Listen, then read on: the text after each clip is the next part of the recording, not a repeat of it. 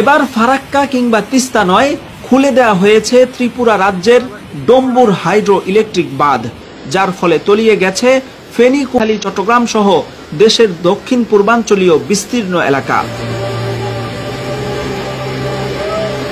প্রশ্ন হচ্ছে, ভারত রাতের বেলা হুট করে কেন বাঁধ খুলে দিবে? বাঁধ যদি খুলে দিতেই হয়, দিনের বেলা আগ থেকে জানিয়ে সময় দিয়ে এটা কেন করলো না? অনুসন্ধানে জানা গেছে, ত্রিপুরার ডম্বুর বাঁধ সর্বশেষ খোলা হয়েছিল 31 বছর আগে 1993 সালে। এরপর গত কয়েকদিন ত্রিপুরায় ভারী বর্ষণে যখন বন্যা পরিস্থিতির আশঙ্কা দেখা দিল, তখন বলা নেই কওয়া নেই, গত রাতে বাংলাদেশের মানুষ যখন গভীর ঘুমে আচ্ছন্ন, সেই মুহূর্তে হুট করে বাঁধ খুলে দিয়ে এদেশের বিস্তীর্ণ এলাকা পানিতে ফেলল ভারত, যারা আবার নিজেদেরকে বাংলাদেশের বন্ধু রাষ্ট্র দাবি করে।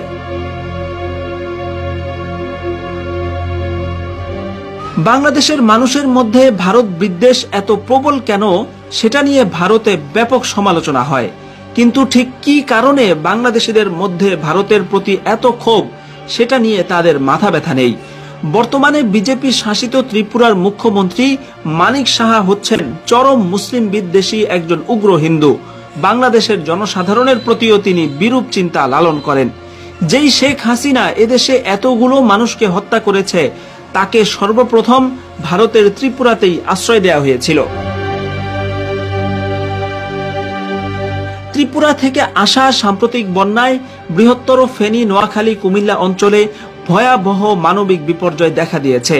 এ অঞ্চলে নৌকা এবং স্পিড বোটের চলাচল কম বিধায় উদ্ধার কাজেও ব্যাপক প্রতিবন্ধকতা তৈরি হয়েছে। শেষ খবর পাওয়া পর্যন্ত ফেনী ও নোয়াখালীর বিভিন্ন এলাকায় লক্ষ লক্ষ মানুষ পানিবন্দী হয়ে পড়েছেন। বড় আয়োজন ছাড়া যাদেরকে উদ্ধার করা প্রায় অসম্ভব হয়ে পড়েছে। আকস্মিক বন্যায় তলিয়ে গেছে রাস্তাঘাট, বাড়িঘর, প্রায় সমস্ত কিছু। ইতোমধ্যে আক্রান্ত এলাকায় সীমিত পরিসরে সেনাবাহিনী উদ্ধার কাজ শুরু করেছে বলে খবর পাওয়া যাচ্ছে। কিন্তু পরিস্থিতির ভয়াবহতা অনুযায়ী ফেনী ও খাগড়াছড়ি সহ ত্রিপুরা সীমান্তবর্তী জেলাগুলোতে জরুরি ভিত্তিতে ব্যাপক উদ্ধার কাজ চালানোর প্রয়োজন দেখা দিয়েছে। অন্যথায় ব্যাপক প্রাণহানি সহ ভয়াবহ মানবিক বিপর্যয় দেখা দিতে পারে, যার পেছনে প্রধান কারণ ভারত কর্তৃক ত্রিপুরার সেই বাঁধ খুলে দেওয়া। কাজেই এখন ভারতের ব্যাপারে বাংলাদেশের সিদ্ধান্ত নেওয়ার সময় হয়েছে। যুগের পর যুগ ধরে এ ধরনের খামখেয়ালি চলতে পারে না।